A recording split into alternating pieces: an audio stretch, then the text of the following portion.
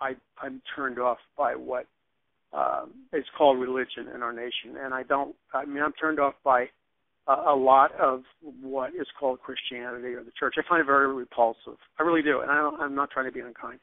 I find it repulsive and distorted, and I find it a very degraded reality upon which the original was built. And let me give you an example. The study of the Bible is not boring. It's boring if it's taught by religious people who don't understand it. Then and there's no pun intended, it's boring as hell if it's taught by people that don't understand it. So let me give you an example.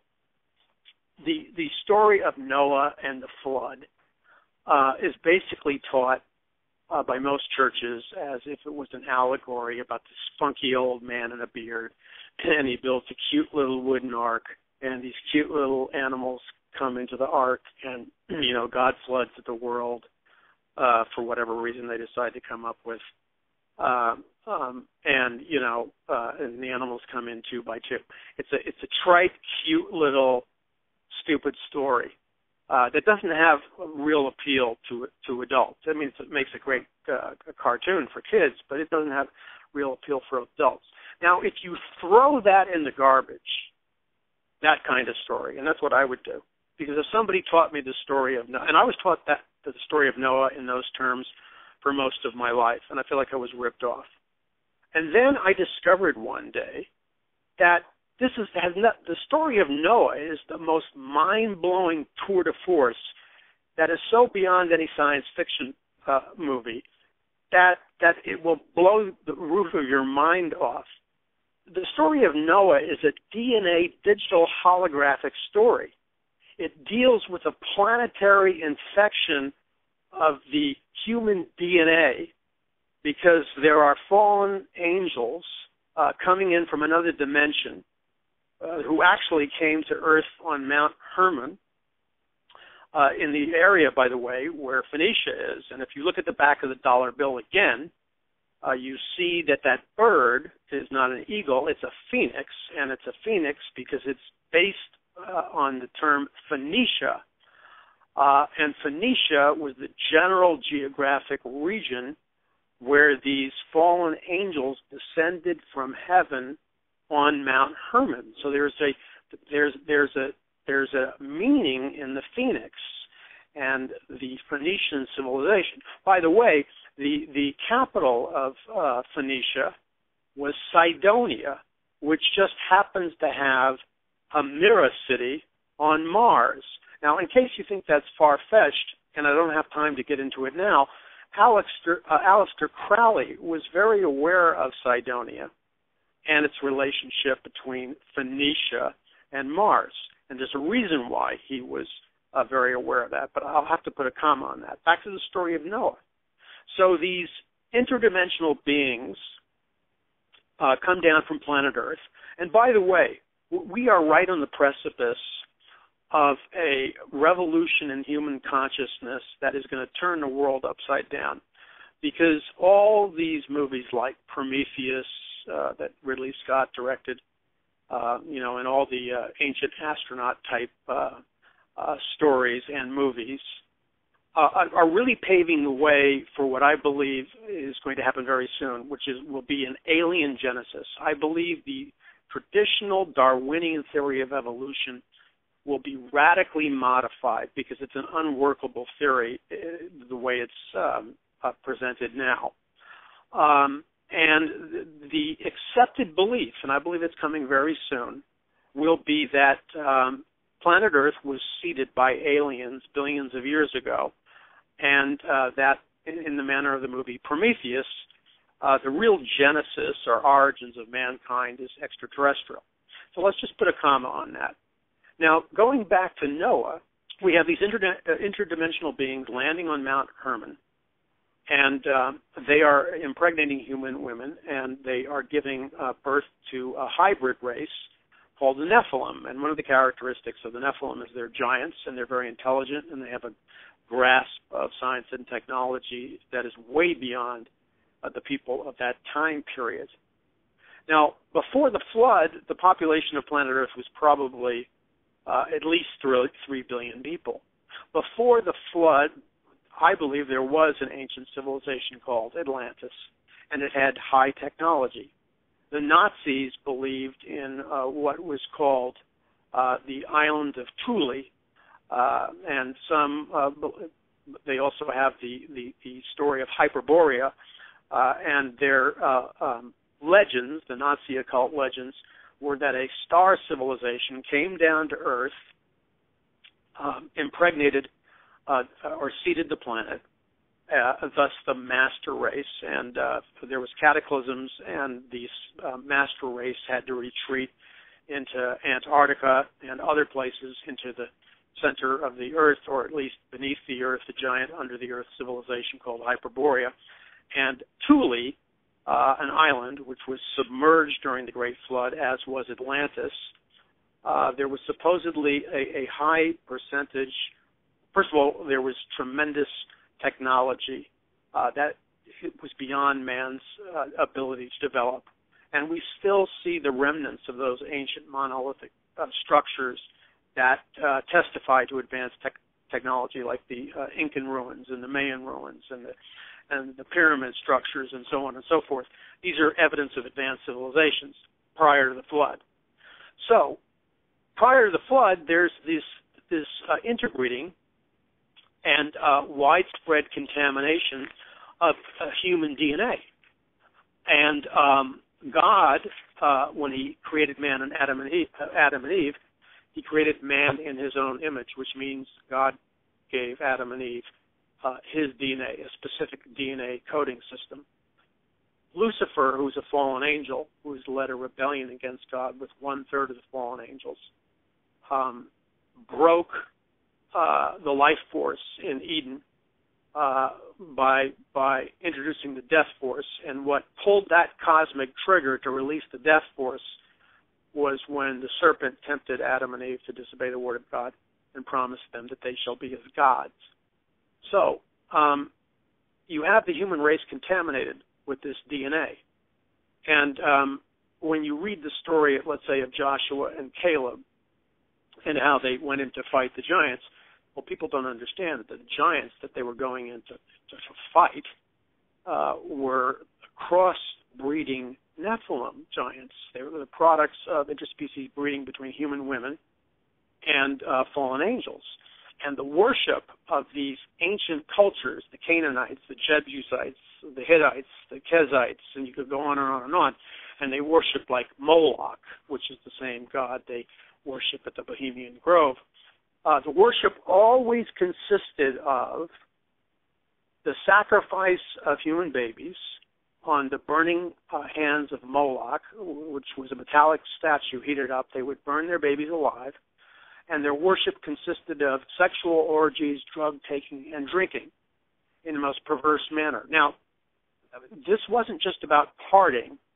What that kind of worship does, that satanic worship, is that opens up a portal in a different dimension, entrance of interdimensional beings that are allowed to enter the earth when that kind of perversity is indulged in. And so when Joshua and Caleb went in to invade the land, these were not just, tall men who were strong. They were Nephilim. Now, it gets even heavier than that. What are our kids being bombarded with now with the Illuminati music videos? Hyper-perverse sexuality, S&M, group sex, bondage gear, Illuminati symbols, open Satan worship. It's hardcore occult porn music videos. Our kids are being hit with that with stroboscopic intensity with the music videos. What that is the indoctrination of children into satanic worship. The same exact satanic worship that occurred in Canaan with the Canaanites, the Kezites, Hittites, the Perizzites, and so on and so forth. And so what God did is he said, enough's enough, and he decided to wipe out the corrupted DNA, and he did it with a flood. And so he brought Noah and his family because their DNA was not corrupted. And he brought 2 by 2 of the animals, and it wasn't just some cute, dumb story with 2 rabbits and 2 giraffes and, 2 cows. It wasn't some stupid story. If you look at it carefully, it's all about genetics. It's all about being able to reproduce. So God floods the earth, and immediately after the earth is flooded, all the corrupted DNA is wiped out. And people say, well, why do you have to kill all the animals? Because these interdimensional beings cannot inhabit the earth unless they have a physical host body. That's when Jesus would cast out a demon. The legion of demons begged him to send the demons into a group of pigs because they needed a host body. They didn't want to be just cast out of a man. They would settle for being able to inhabit an animal. Now that's very important because when you go back before the flood, the Watchers, or these fallen angels, were involved in very advanced genetic experimentation, and they were not only impregnating human women, but on a mass scale, they were impregnating animals. So when God institutes the Levitical laws, and he goes on at length about not having sex with animals and forbidding bestiality and forbidding women lying, with a horse like she would lie with a man and all that stuff. It's pretty graphic and specific. And it wasn't because the children of Israel were into some, really kinky sex. It was because the fallen angels or the interdimensional beings were having sex with animals. And that's the real story. So the flood wipes out the corrupted DNA, and then it starts all over again.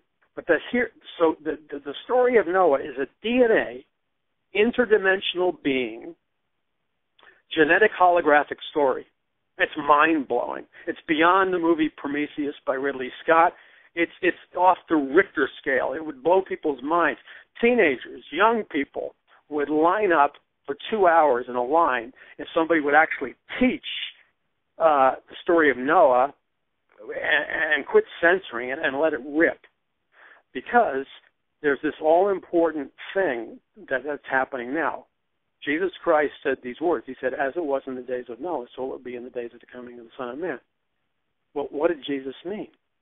He didn't just mean that the earth would be wicked and filled with violence, although that was part of it. What Jesus really meant when he said, as it was in the days of Noah, so it will be in the days of the coming of the Son of Man, was that Jesus was saying the fundamental thing that was happening in the days of Noah. And what was the fundamental thing?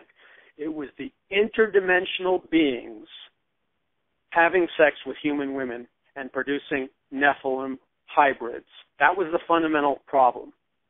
Jesus said that fundamental problem will resurface again in the time period that approaches the nearness of his return. So when we see this explosion of transhumanism, discussion of the singularity, rumors of laboratories with animal, Nephilim, and DNA experimentation, people in the military community making references to Rosemary's Baby, and this whole rebirth in the Illuminati music video singing about Roman Zelensky, and the revisiting of Babylon working and all that stuff. This is not just a bunch of weird stuff. This is Jesus saying that the interspecies breeding, and that's what this whole UFO phenomenon is all about on a global level.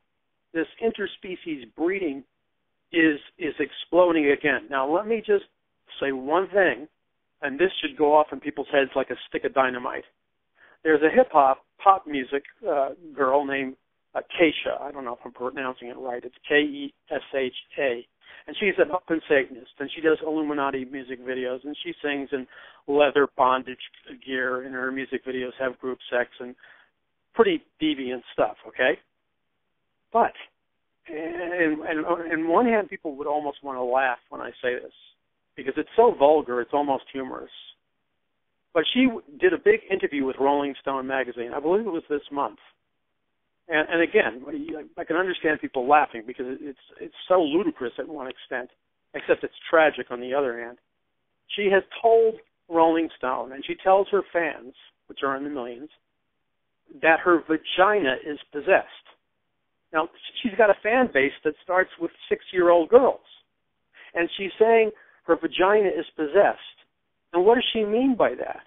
Well, then she goes into these stories about how she's having sexual relationships with demons and supernatural beings.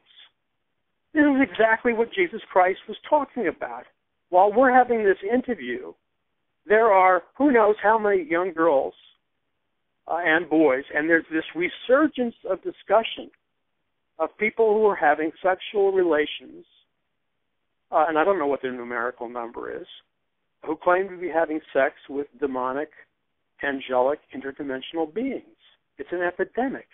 And this pop singer just came out and said it. I mean, and so, you know, the reaction to this is not to go hysterical and burn albums like they did in my generation, where they burned the Beatles albums. Oh, because if you burn the Beatles albums, you're going to make an idiot out of yourself, and it's going to be counterproductive. But just think about the words of Jesus Christ. Think about the story of Noah.